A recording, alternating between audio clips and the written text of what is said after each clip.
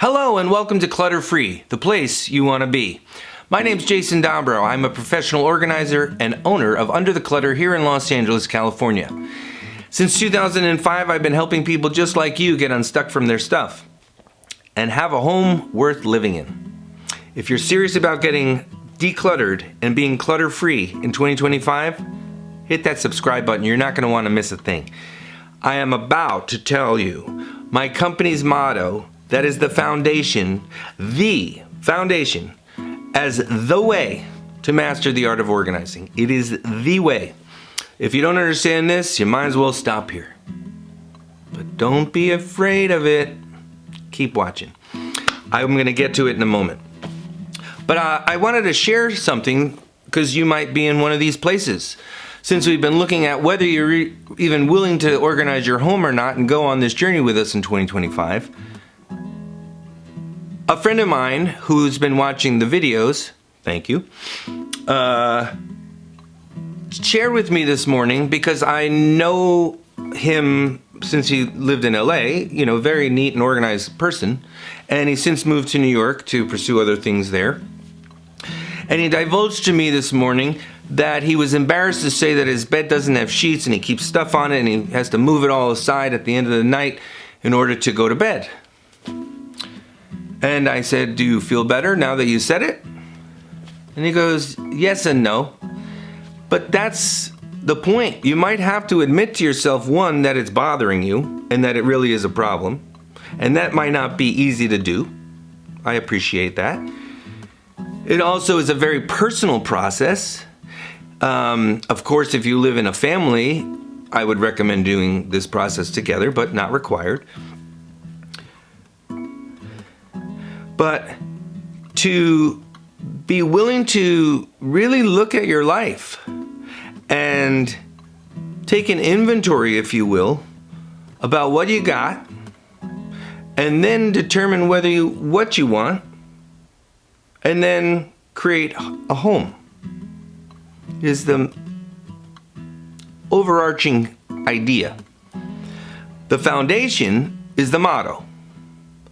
So if you're in one of these places where you don't want to admit necessarily that you have an issue, or you're not ready to admit you have an issue, or you're not ready for help yet. Some people are not ready to ask, for help.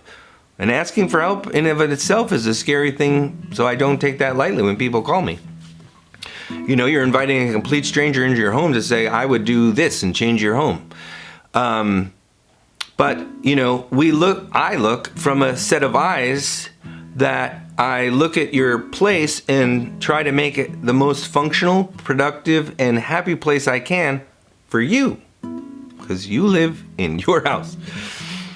But this process is to sift through, and the motto in and of itself is so poignant at this moment, given what's going on with Los Angeles and the terrible, terrible fires that have raged through here. I mean, there was one 4 blocks away from my house here, and it was a bit scary. I was like ready to evacuate. But it put in perspective to me what was important to me. What am I grabbing when the fire's 4 blocks away? That's what it came down to.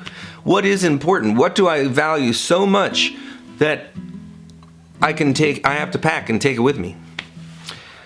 It really had me look at my house and go, wow, most of this is just here to make me happy.